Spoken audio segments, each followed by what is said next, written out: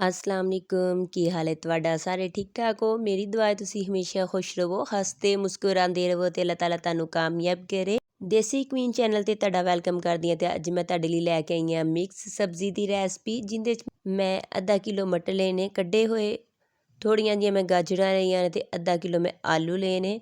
ਇੱਥੇ ਮੇਰੇ ਕੋਲ ਮੇਥਰੀ ਹੈ ਜਿਹੜੀ ਅੱਧਾ ਕਿਲੋ ਸੀ, ਉਹਨੂੰ ਮੈਂ ਚੰਗੀ ਤਰ੍ਹਾਂ ਸਾਫ਼ ਕਰਕੇ ਕਟਿੰਗ ਕਰ ਲਿਆ ਹੈ। ਦੋ ਮੈਂ ਮੀਡੀਅਮ ਸਾਈਜ਼ ਦੇ ਪਿਆਜ਼ ਲਏ ਨੇ ਤੇ ਥੋੜਾ ਜਿਹਾ ਮੈਂ ਲਸਣ ਦੇ ਲਿਆ ਹੈ ਜਿਹੜਾ ਹਰਾ ਸੀ।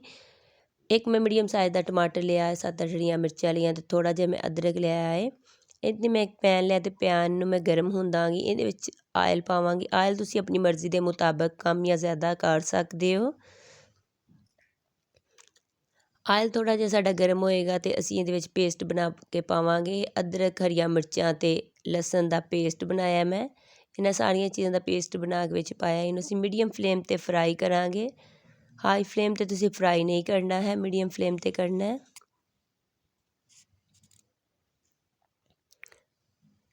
5 मिनट तुसी मसाले नूं चंगी तरह भुन लेना ते इहदे विच मैं हुण बाकी मसाले ऐड करांगी, जिहदे विच मैं हाफ टेबल स्पून हल्दी लई, 1 टेबल स्पून नमक लिया है ते 1 टेबल स्पून मैं लाल मिर्च लई है। सारियां चीज़ां तुसी विच पा के ते मसाले 'च चंगी तरह इहनूं भुन लेना है। 2-3 मिनट लई असीं इहनूं भुनांगे, नाल तुसी पानी दा छट्टिया लांदे जाना है। इत्थे मैं टमाटर ते अदरक दा पेस्ट बना के रखिया सी, वो ऐड कीता है। 2 मिनट तुसी चंगी तरह इहनूं भी विच भुनना ते उस तो बाद तुसी नाल नाल पानी दा छट्टा लांदे जाना ते मसाले नूं भुनदे जाना। मसाले दी भुनाई तुसी बहुत ही खूबसूरत जी करके करनी है तां कि तुहाडे खाने दा जायका दुबाला हो सके।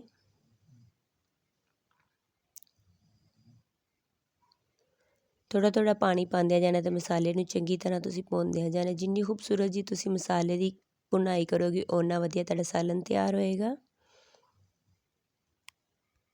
मसाले नूं 6 ਤੋਂ 7 मिनट असीं भुन्निआ ते मसाला साडा चंगी तरह भुज चुक्या है। इत्थे मैं मेथरी जिहड़ी है उन्हां कटिंग करके धो के चंगी तरह रख लिया सी, जिहदे 'ਚ मैं पानी ड्राई कर दिता है।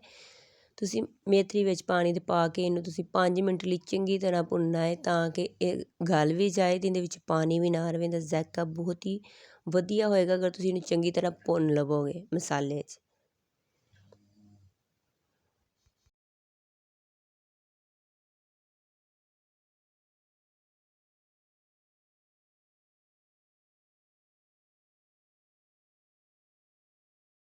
ਮੇਥਰੀ ਸਾਡੀ ਕਾफ़ी हद तक गल चुकी है तो भुज चुकी है। ਇਹਦੇ ਵਿੱਚ ਬਾਕੀ ਸਬਜ਼ੀਆਂ ਮੈਂ ਪਾ ਦਾਂਗੀ, ਜਿਹਦੇ 'ਚ ਮੈਂ ਮਟਰ ਲਏ ਸਨ, ਗਾਜਰਾਂ ਲਈਆਂ ਸਨ ਤੇ ਅੱਧਾ ਕਿਲੋ ਆਲੂ ਲਏ ਸਨ। ਇਹਨਾਂ ਸਾਰੀਆਂ ਚੀਜ਼ਾਂ ਨੂੰ ਤੁਸੀਂ ਵਿੱਚ ਪਾ ਕੇ ਤੇ ਚੰਗੀ ਤਰ੍ਹਾਂ ਭੁੰਨਣਾ ਹੈ।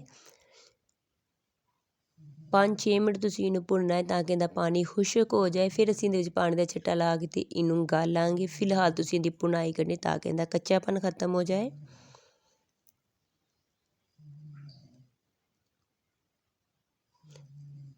चम्मच तुसी मुसलसल चलांदे जाना है तां कि थल्ले मसाला लग ना जाए। इस स्टेज ते आके असीं इहनूं कवर करांगे। 5 मिनट लई असीं ढक्कन दे के रख दांगे। 5 मिनट बाद तुसी इहनूं चंगी तरह हिला लेना है। असीं इहदे 'ਚ पानी ऐड हजे नहीं करना है।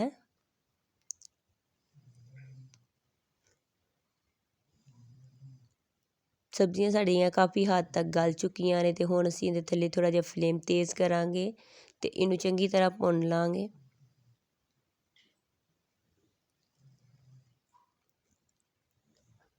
मिक्स सब्ज़ी साड़ी तैयार हो चुकी थी। इस स्टेज ते आके मैं इहदे विच सब्ज़ धनिया पावांगी, जो मैं चंगी तरह साफ़ करके पहलां ही रख लिया सी। धनिया नूं तुसीं हमेशा चंगी तरह धो के पाना है तां कि इहदे विच रेत दे ज़र्रात हुंदे ने खत्म हो जान।